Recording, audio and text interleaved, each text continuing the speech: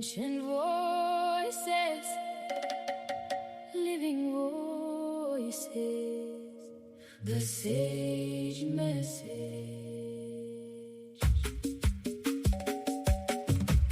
From the beginning of time, they have always known, from the spirits of the elders, the truth comes home together.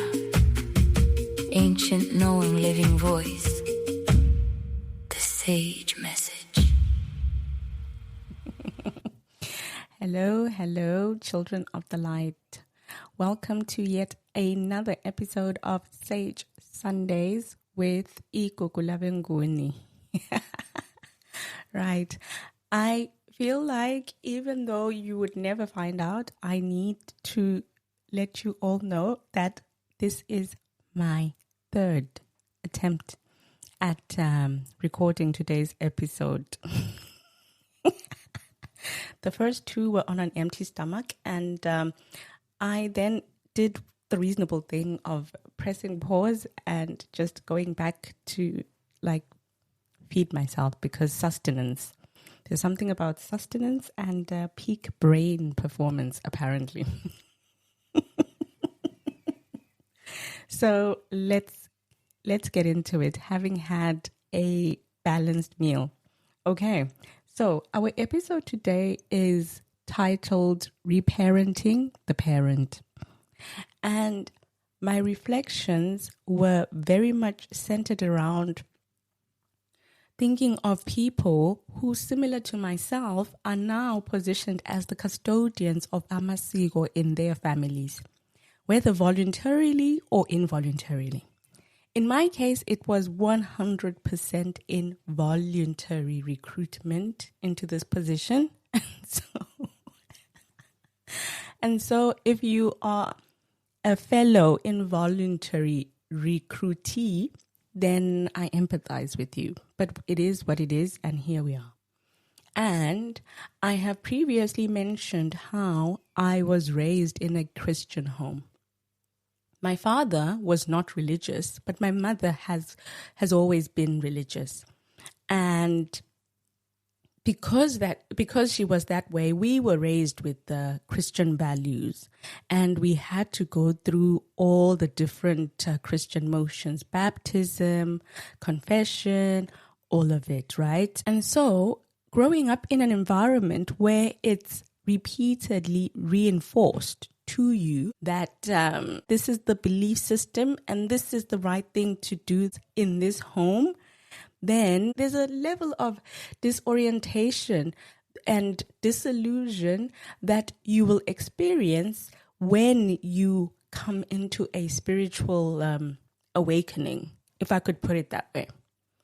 And a lot of my disillusionment during that time was centered on asking myself why we are religious, right? Like, what role really does religion play in the grander scheme of things? And if all these things concerning spirituality are true, then why would our parents, for instance, deprioritize these facts in lieu of a belief system that is, for all intents and purposes, unverified, right? And so I could tell in my early reflections that there was probably a correlation between religious indoctrination and colonization. And I could also tell how religion had been key in compromising African indigenous knowledge systems. So in preparation of today's episode, I then spent time trying to come up with the stereotypical parent figures one is likely to encounter during their spiritual awakening, in a way. And to kind of look into the dynamics of what it means and what it takes to establish a balanced coexistence between African indigenous spirituality and religion. Because in most cases, this is where you're going to land. I didn't do so much thinking about it while I was going through my spiritual awakening, because for me, I was going through so much. So it was difficult for me to think of other people outside of me and my experiences in that time. But when I was fully comfortable with myself and who I was and what that meant for my life, I did feel the urge to come out, if I could put it that way. And in my coming out, this is when I needed to think clearly about what all of this meant for me, what all of this meant for my Christianity, what all of that meant, right? And I would say I benefited from reflecting on the different generations in my family and looking into unpacking why religion is a factor in the lives of African children today. And when religion came into my family, for instance, right, it was important for me to pinpoint the place and time when religion became a thing for us. And then, and also understanding how religion stayed. Because for all intents and purposes, it was very clear to me from the very beginning that this is a choice. You choose to believe and uphold a specific system. And so I thought back through the generations in my family. And the first generation that I thought about were what I like to call the first Christians. These would be my great-great-grandparents. People that were born during pre-colonial times. People that were born into free, indigenous knowledge systems, well put together, well educated, and quite fluent in our cultural practice and norms and traditions, right? And then the interruption of their lives as they knew them by the emergence of colonization. Because when the first colonizers arrived, they were people that were fully fledged adults who they attempted to convert. And in most cases, they were key community leaders, members of the royal family, elders that were murdered because they refused to convert. And so I would imagine that if I was sitting somewhere in the lower ranks of society and I saw my king, my village head, whoever it was, who had been seemingly invincible thus far, murdered in cold blood because they wouldn't convert, that my brain, as a matter of pure self-preservation, would lean towards conversion, right? And so I often think of the first Christians as people that came into religion as a means of survival. They did what they had to do to get by. They did what they had to do to preserve their lives and ensure the continued existence of the bloodline. But what that also means is the traces of some of that early conversion trauma would be coded into their DNA, right? That's one thing that I look at.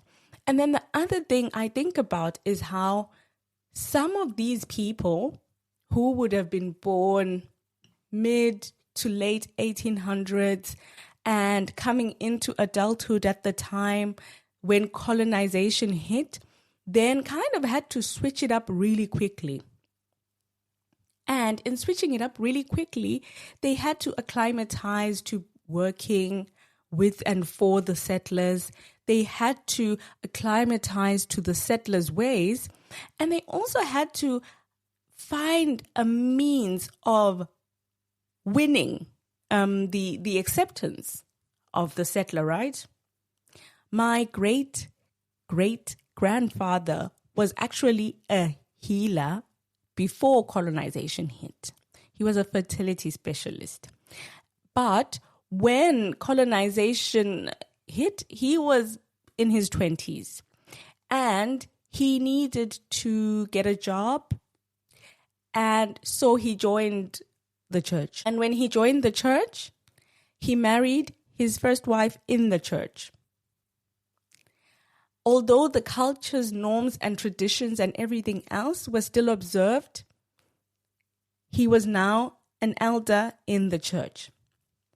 And his healing practice was something that he continued to do incognito. So he never neglected his gift. He just created two parallel lines of existence, what he was when he was at work and what he was when he was at home. And so I think of him often as the first code switcher.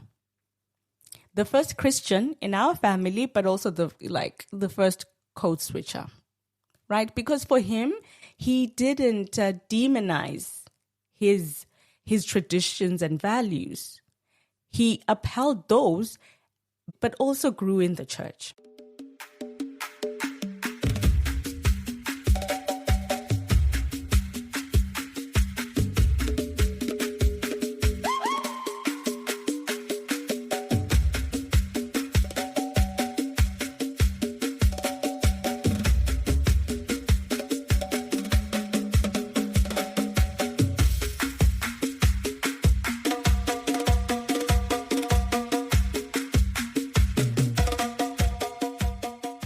And so, with my great-granddad specifically, you find that he had a Zulu name, but his children then suddenly have these random Christian names. You have Jacobs, you have Esau, whatever. But so this is what he does.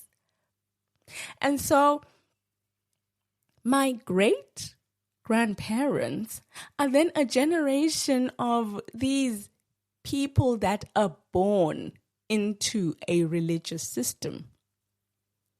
And as it were, because there would have been some level of blendedness at the beginning, but as things go on, then the cultural erasure sets in as well. And so there was a generation that came after my great-great-grandfather and my great-grandparents who were somewhat detached from their cultural roots and beliefs. And Christianity had kind of raised its profile in that sense. You were lucky if you had a piece of land somewhere where you could still go back home and put up a modest structure or any of this. And so at that point, not only are people being stripped of their culture and values, but they are also being systematically stripped of their land, their heritage, by being forced to live in servants' quarters and only really having time to go home for a day or two over the weekend. So those then become who I would characterize as the first Christians. And because all of them have passed, and my experience is in their return as amadlozi of today, they are inevitably thirsty for reparations and restoration. And so there's a dynamic there that we may or may not get into in the episode today. But, if I drop something, I'll always get back to it. And then the next group would be those that were indoctrinated through education. there's a time jump between the first Christians, the children they had, and the children that those people had. And as I've tried to explain, there is an incremental decline in the extent to which people are able to continue to practice their cultures, norms, and beliefs in parallel to the religious system. Right? And by the time you start to find those that were indoctrinated through education, my belief is that the best examples of some of these are people like our parents, right? So my mom, who is in her 70s now, is a staunch Christian. And she still goes to the church that her parents went to when she was born. She was sent to a missionary school.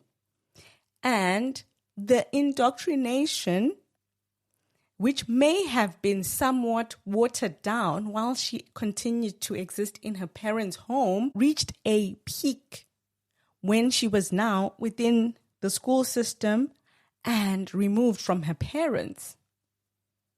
And so the tenacity of Christianity that my mother will exhibit is very different to that of her parents, right? And it is also that tenacity that led to the erasure of our history and heritage in a way.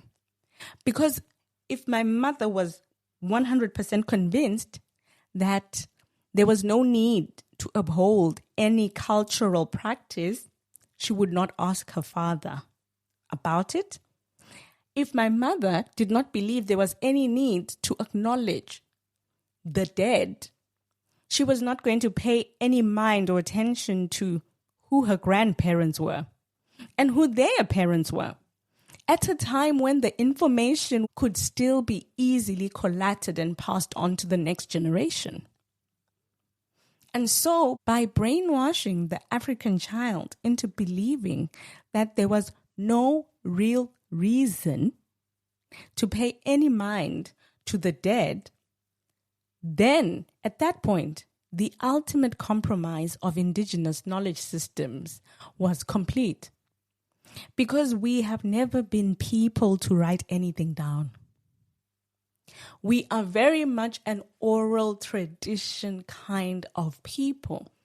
This is how we pass down knowledge through generations. And another way that we pass down knowledge and values through the generations was by documenting who we were through telling stories to the grandchildren and so on. Because my mother did not pay any mind to who her grandparents were, I, as a child, did not pay any mind to this either. I, as a child, did not ever ask after this because it was never positioned to me as something of importance. And so this is why our parents continue to be religious, because this is the value system that they inherited from a rather complicated setup. And I'm being nice by calling it complicated, I think.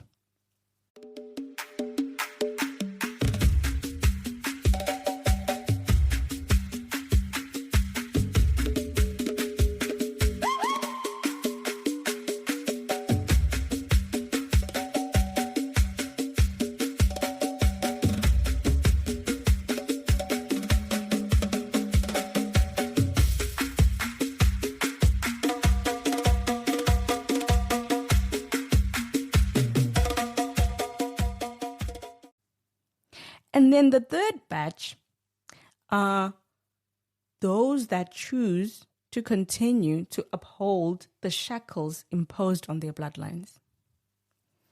And in the last episode, I spoke about people who refuse to acknowledge idlozi themselves and inadvertently sour the lived experience of generations to come because of this choice that they have made, right? And in this episode, I've kind of found at least one credible reason as to why and how this may have happened. That if it is in the name of religion that you choose to neglect your spirituality, then it is in the name of religion that you would also choose to uphold the shackles imposed on your bloodline. So in this specific scenario, I tend to be less understanding and less sympathetic because today we exist in a time and place where it's possible for people to choose otherwise. And this is where people like myself, involuntary custodians of amasiko, come in, right? Because for me, my spiritual awakening was geared towards orienting the family towards honoring past norms and practice. And if for whatever reason I had chosen to ignore this responsibility, then I would like to believe that I would have basically held back the bloodline's progression for yet another generation, right? Because for every generation where our spirituality remains unacknowledged is yet another delay. So those are the three, right? You have the first Christians that are thirsty for reparation and restoration now, because they were involuntary Christians. They didn't want it, but they had to take it on as a mechanism of survival. And then you have a subgroup who are those that were indoctrinated through education. And with those that were indoctrinated through education, the main takeaway is they went off to schools and were convinced they knew better. And when they came home from those schools, they were convinced their illiterate parents were beneath them. And they didn't need to listen to what their parents tried to say. And in not listening, a lot of information, a lot of records, a lot of our norms, practice, and traditions were lost because of it. And then you have the third subgroup, which is those that choose to continue to uphold the shackles imposed on the bloodlines. And for me, if I believed in punishment, this last subgroup would be the one that I would believe ought to get the greatest lashings. And I'll tell you why.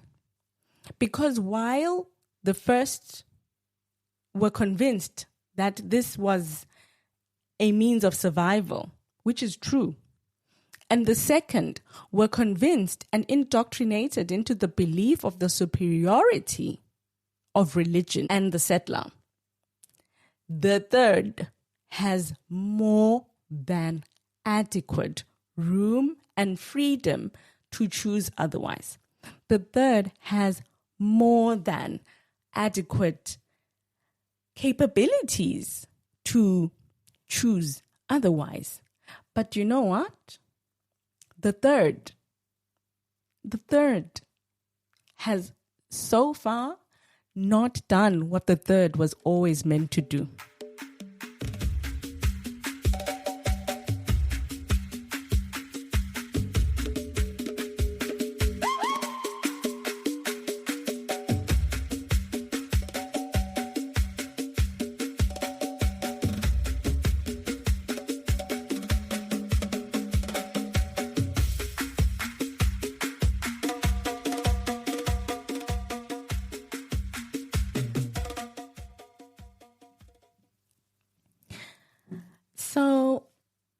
I think about this and often take pause to just question how many generations are we willing to sacrifice before we come to the realization that at some point all families will need to draw a line in the sand and decide that it ends with us.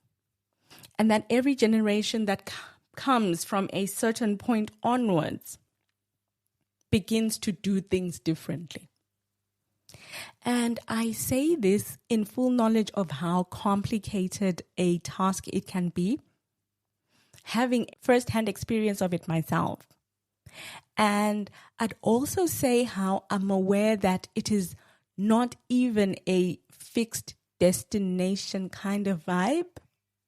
Because in some instances, yes, you will reparent your parent into understanding how African indigenous spirituality serves one purpose and religion serves another. And there is no real conflict between the two if you understand why the two exist. It is a journey of incremental re-educationing and deconditioning. Because the one thing that the settlers managed to do better than most is to program the average Black person into unconditional view of their own cultures, norms, and traditions as inferior. And this is the difficulty here. And so, yeah, I think I've been speaking long enough, and so I will stop here for today. But just to say that I see it, I understand it, and for the life of me,